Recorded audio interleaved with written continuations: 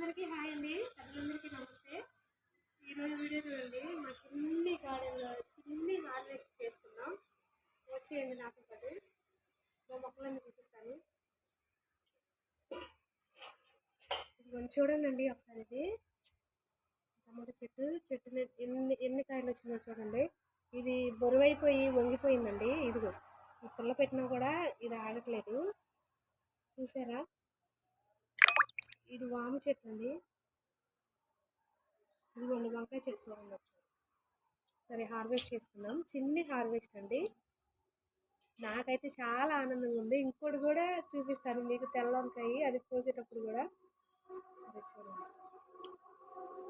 మా సోను అయితే పద్దాకల డాబా పైకి వచ్చేసి ఈ చెట్టు కాయలన్నీ కోసేసేసాడండి ఆడ. చూడండి ఎన్ని గుత్తులు వచ్చినాయో టమాటాలు. ఇక్కడ చూడండి ఒకసారి ఎన్ని టమాటాలు అండి. ఇవన్నీ రోజుకు 2-3 కాయలు ఇవ్వాలి కోసేటండి. ఇక్కడ చూడండి, నాతో పాటు మీరు కూడా హార్వెస్ట్ చేయండి, ఆనందించండి. ఇంకా అలాగే అవునండి. ఇవి వంగ మొక్కలే పెట్టి 1 మంత్ అవుతుంది. ఇంకా పూత రాలేదు, వస్తుంది. ఇవి టమాటా చెట్టు చూడండి. టమాటా చెట్టుకి ఎన్ని కాయలు. ఇది వంగిపోతే ఇదిగోండి, దీనికి సపోర్ట్గా కర్ర పెట్టాను. కాయలు ఒకసారి ఇచ్చానండి. ఈ చెట్టుకి కూడా వంకాయలు ఉన్నాయండి, తెంపుకున్నాము. ఇవాళ మా ఇంట్లో అయితే పప్పుచారండి. కాయలు 4 కాయలు ఉన్నాయి కదా, ఏపేసేస్తాను. 4 కాయలు పప్పుచారులో నంచుకొని తినేసేయచ్చు. ఇదిగోండి చూడండి. ఇదిగోండి ఒకసారి లాస్ట్ ఇట్లా ఈ టమాటా చెట్టు చూడండి ఒకసారి.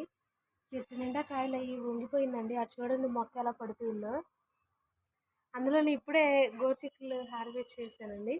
చేసి టమాటా మొక్కలు పెట్టాను. ఇది చూడండి పచ్చిమిరకాయ చెట్టు.